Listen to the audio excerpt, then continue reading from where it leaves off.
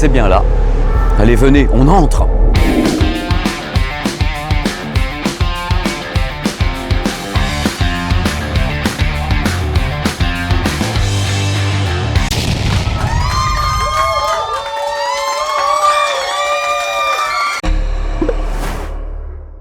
Bonjour, bienvenue sur ma chaîne YouTube PP World pour une vidéo vraiment atypique, sur un produit atypique. Voici le premier smartphone au monde qui permet d'avoir ce qu'on appelle un triptyque, c'est-à-dire 3 volets.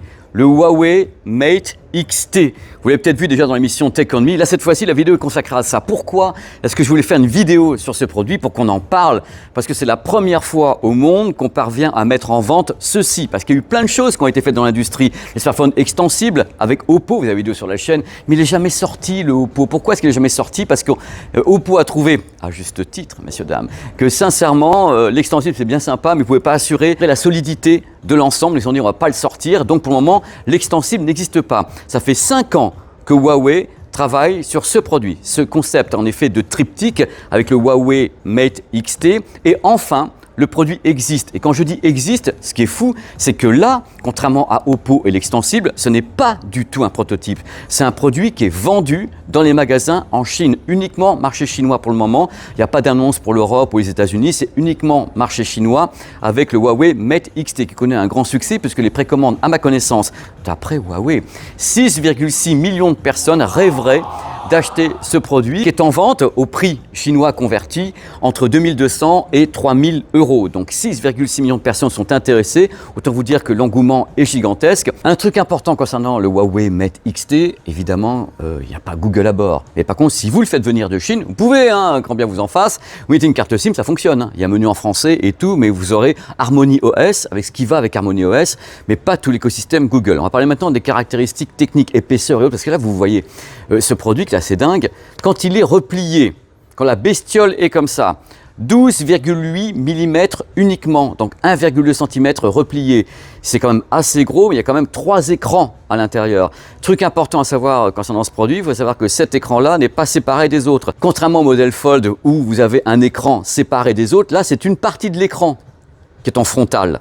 Voilà, vous voyez bien.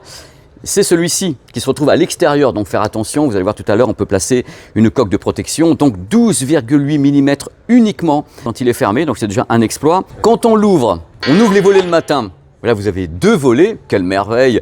La diagonale est à 7,9 pouces. Et là vous avez le trick magique qui a fait trembler Hollywood et tous les concurrents, le 3e volet avec 10,2 pouces de diagonale. Avec la coque protectrice, on peut le faire tenir comme ça, ou comme ça, et avoir un écran donc gigantesque, et hop, on ramasse le tout, bing. Alors ça a été testé de tous les côtés, il y a 5 ans de conception du produit. Alors le poids de la bestiole, 298 grammes. C'est peut-être un peu beaucoup, mais vous vous rendez compte un peu la chose avec 3 écrans. In bed with Pepe. Alors il y a un truc important, je ne vous ai pas dit, parce qu'il y a des trucs que je ne vous dis pas comme ça, voilà, c'est un peu de suspense, je vous fais tenir dans la vidéo, tenez bon. Cette partie-là, 3,6 mm d'épaisseur, cette partie. C'est du délire quand même. Alors vous me dites, est-ce que c'est fragile ou pas? Bon, je ne vais pas le faire tomber par terre non plus. Mais globalement, la charnière, c'est vraiment que je joue avec. Quand je suis en train de jouer et tout, hop, et tout. Mais globalement, c'est assez bien fichu. Et on a essayé justement dans Tech On Me avec les éclairages. On voyait quand même les pliures, mais pas tant que ça. C'est-à-dire que c'est assez tendu. J'allais dire la toile est tendue, mais c'est à peu près ça quoi, sur le produit. La façon dont c'est fichu, c'est assez tendu. On voit, si moi je suis comme ça, avec des éclairages normaux, je ne la vois pas, la pliure. Par contre, bien sûr, si on cherche à la voir, on va la voir, hein. C'est évident avec les éclairages en haut.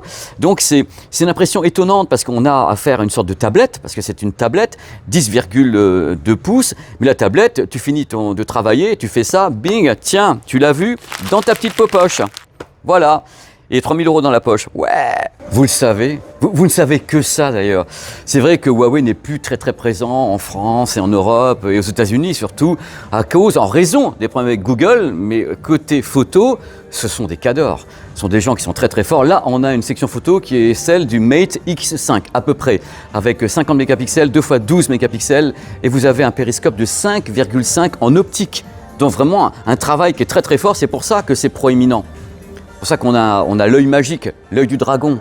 ici, parce qu'on dit toujours, attendez, j'en profite pour faire un sketch, on dit toujours oui alors c'est pas possible, regardez-moi ces smartphones avec une optique proéminente, comme ça c'est gros, c'est machin, mais en même temps c'est entre guillemets, je mets des guillemets partout, une sorte de gage de qualité parce que ça veut dire qu'on laisse de la place à l'optique, si on essaie de rentrer ça à l'intérieur sur un truc qui fait 5 mm, bonjour l'ambiance, donc on est obligé de faire sortir l'optique pour mettre des éléments de tous les côtés pour que ça soit entre guillemets de la meilleure qualité optique possible, en plus avec un zoom et autres. Donc n'ayez pas peur quand vous voyez quelque chose comme ça sur un smartphone, en général ça signifie qu'ils ont pris de la place pour installer tout ce qu'il faut dedans. Voilà. Et quand même. Alors maintenant, il est temps, messieurs, dames, pendant que Valentin essaie de me suivre, il est temps de lancer un petit débat entre nous. Alors l'idée de savoir, est-ce qu'un tel triptyque avec une telle taille, ça vous intéresse? Regardez un petit peu comment c'est fichu quand même. C'est quand même vachement bien au niveau logiciel, parce que le logiciel est capable de passer justement des 3 volets à un seul volet hyper rapidement. Là, il y a quand même un travail sur l'ingénierie qui est absolument dingue. Parce qu'arriver à faire ça, c'est pas facile. Hein. Les applications, la même chose, ils recalent, et là, c'est du 16.9.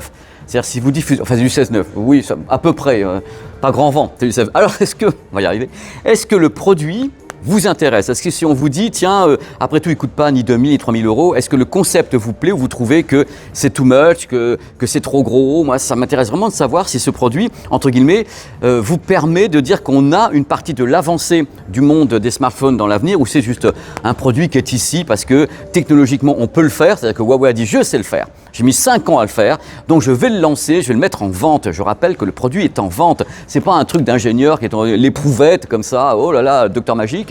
Pas du tout, c'est en vente en Chine. Donc le produit est existant et c'est le premier, à mon avis, d'une collection de produits pour Huawei. Donc est-ce que ça vous tente? J'aimerais vraiment vous lire là-dessus parce que le débat, qu'est-ce que j'en ai filmé là? Le débat m'intéresse beaucoup. Et c'est une chaîne qui aime le débat, vous savez. Qu'est-ce que je fais dans le vide carrément? Parce que c'est une chaîne qui aime le débat. Donc dites-moi ce que vous en pensez dans les commentaires. Je vais essayer de tout lire et franchement, quand même quelque part, on peut dire que c'est cher ou pas cher, mais quand on aime la tech, quand on se dit ouais, il y a des produits qui sont incroyables, quand on a ça et qu'on peut le plier, c'est quand même un exercice absolument dingue. Techniquement, vous imaginez la somme d'ingénierie pour avoir toute la partie de l'architecture, toute la partie ici de la mécanique, de la charnière, arriver à avoir 2 charnières comme ça qui tombent pile poil et qui tendent en même temps quelque part l'écran, vous imaginez la somme de technicité, enfin la somme de travail qu'il faut en recherche et développement pour arriver à un tel résultat. Parce que ce que j'ai vu dans les salons internationaux, j'ai vu beaucoup d'usines qui présentaient des concepts comme ça, ce qu'on appelle des form factors, avec des triptyques. Donc 3 volets, mais attention, ce que moi j'ai vu sur tous les salons depuis des années, c'est des produits qui faisaient 4 cm, 5 cm. Là, ce qui est fou, c'est d'arriver à faire ça avec un produit qui fait 1,2 cm d'épaisseur avec les 3 écrans. C'est là la prouesse. On peut faire plein de trucs avec le produit, donc je pense que c'est un produit technologiquement intéressant. De savoir s'il a un avenir, c'est à vous de me dire. Parce que là, vous êtes ma communauté, vous dites est-ce que le fold ne suffirait pas? Est-ce qu'un flip ne suffirait pas? Alors dites-moi ce que vous en pensez, si vous les admirez ou pas, ou si vous dites, ouais, Pépé, c'est uniquement pour faire genre. Voilà, ça me fait vraiment marrer. Je suis très heureux d'avoir fait cette vidéo parce que je voulais vraiment vous présenter le produit en détail en dehors de l'émission Tech on Me dans laquelle on l'a eu en exclusivité avant tout le monde. Merci Isabelle de Huawei, merci pour tout ça. Et à votre bon cœur, messieurs, dames, dites-moi ce que vous pensez de l'œil magique et de ce produit. À bientôt. Et merci à Valentin d'avoir essayé de me suivre parce que le plus dur avec moi, c'est pas de tourner une vidéo, c'est de courir avec moi parce que ça, j'adore faire ça. Et je vous dis à très vite sur ma chaîne YouTube. Il y a plein de vidéos qui arrivent. En plus, je pars en reportage dans le monde entier. Donc, vous allez avoir des choses qui viennent de Nashville, des choses qui viennent de Memphis. C'est absolument génial. Donc, à bientôt. Ciao!